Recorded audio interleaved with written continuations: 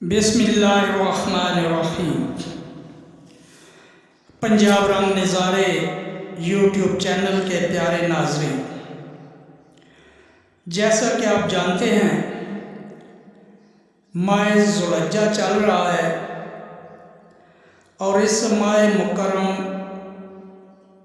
की 10 तारीख को हम एक त्यौहार मनाते हैं जिसे ईद कुर्बान कहते हैं।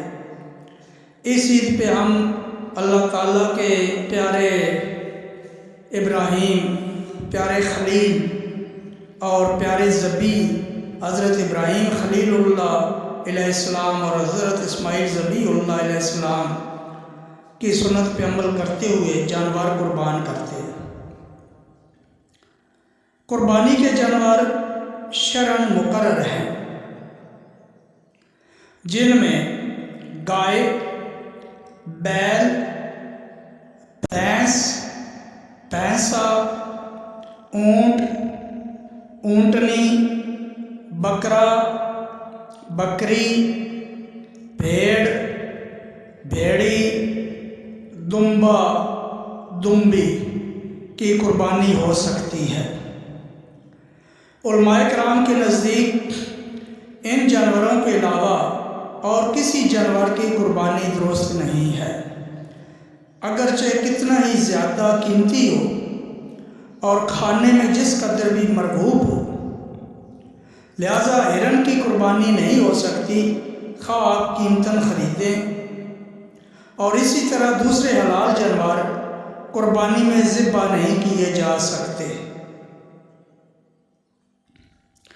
गाय, बैल, भैंस, भैंसा, ऊंट और ऊंटनी में 7 हिस्से हो सकते हैं, यानी इनमें से एक जानवर में 7 कुर्बानियाँ हो सकती हैं।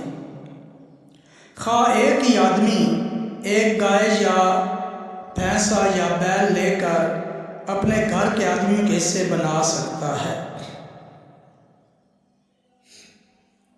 चूँकि अकीका भी सवाब का काम है, इसलिए कुर्बानी की गाय या दूसरे बड़े जानवरों में कुछ हिस्से कुर्बानी और कुछ हिस्से अकीका के हों तो ये जायज़ है। लेकिन अगर 6 हिस्से कुर्बानी के और एक हिस्सा किसी और मकसद के लिए हो तो किसी की भी कुर्बानी ना होगी। ये याद रखें और एहतियात करें कि कुर्बानी में किसी मुरत्तद और कादियानी को शरीक ना करें।